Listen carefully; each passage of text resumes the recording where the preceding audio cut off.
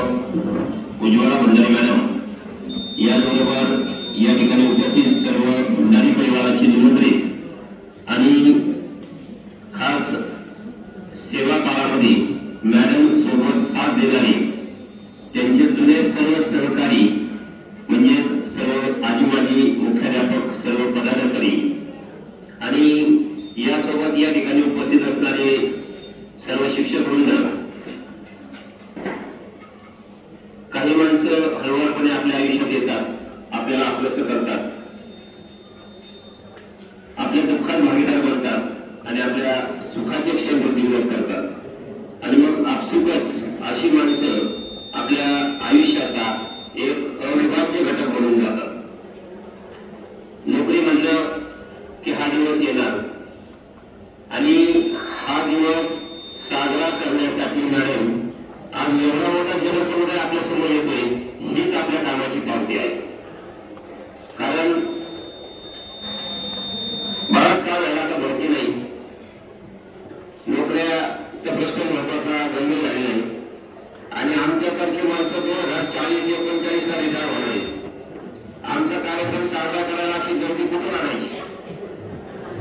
किमान तुमच्या वेळेत एवढी गर्दी सहजपणे उपलब्ध आहे। एक शिक्षिका नव्हे, एक समजदार पत्नी, एक प्रेमळ आई, एक प्रेमळ सासू आणि एवढं कर्तव्यदक्षपणा जपत आपल्या नोकरीमध्ये एक आदराचं स्थान निर्माण करणं हे तसं अवघड आहे। नोकरी अनेक माणसं करतात, पण त्या नोकरीमध्ये मिळणारा जो रिस्पेक्ट असतो तो आपल्याला आपल्या कामात निर्माण करावा लागतो आणि तो भंडारी मॅडमनी नक्कीच मिळवलेला आहे यात शंका नाही। डॉक्टर होण्याची इच्छा असलेल्या मॅडम, कदाचित आपल्याला माहीत नसेल की डॉक्टर होण्याची इच्छा असलेल्या मॅडम केवळ प्रतिकूल कौटुंबिक परिस्थितीमुळे त्यांना या क्षेत्राकडे वळावं लागलं। एक भाऊ, 2 बहिणी आणि साकोर मांडवे संगमनेर तालुक्यातील एका छोट्या गावातून आलेल्या चोपडा परिवारातील हे एक व्यक्तिमत्व जेव्हा भंडारी परिवारात आलं त्यावेळी अतिशय प्रतिकूल परिस्थितीमध्ये जेव्हा त्यांना शिक्षण घ्यायचं होतं, परिस्थिती नव्हती, तर मला वाटतं माझ्या माहितीप्रमाणे मॅडम गावातल्या काही लोकांनी मदत करून मॅडमला डीएड साठी प्रवेश मिळवून दिला होता। ही वस्तुस्थिती आहे।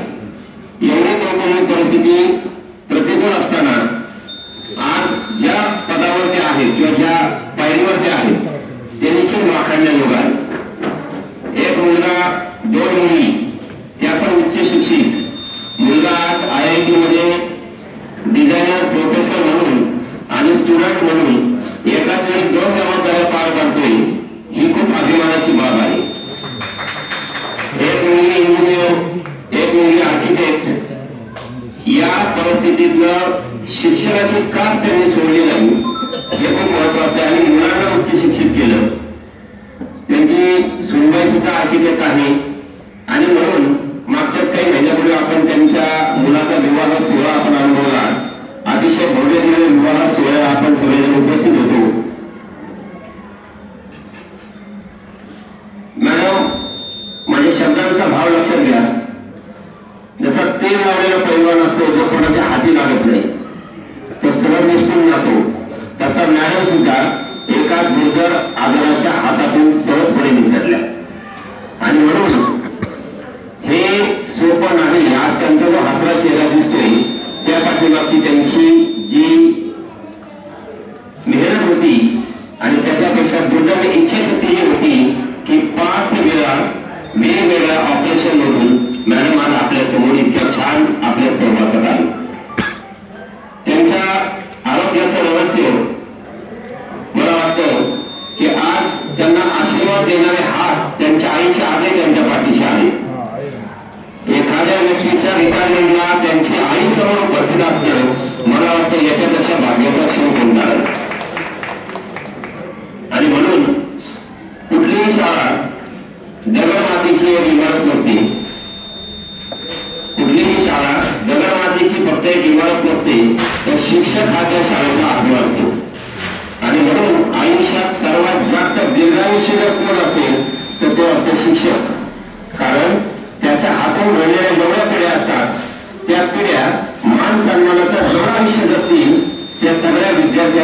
मूल्यभूत आयुष्य म्हणजे शिक्षकाचं आयुष्य असतं।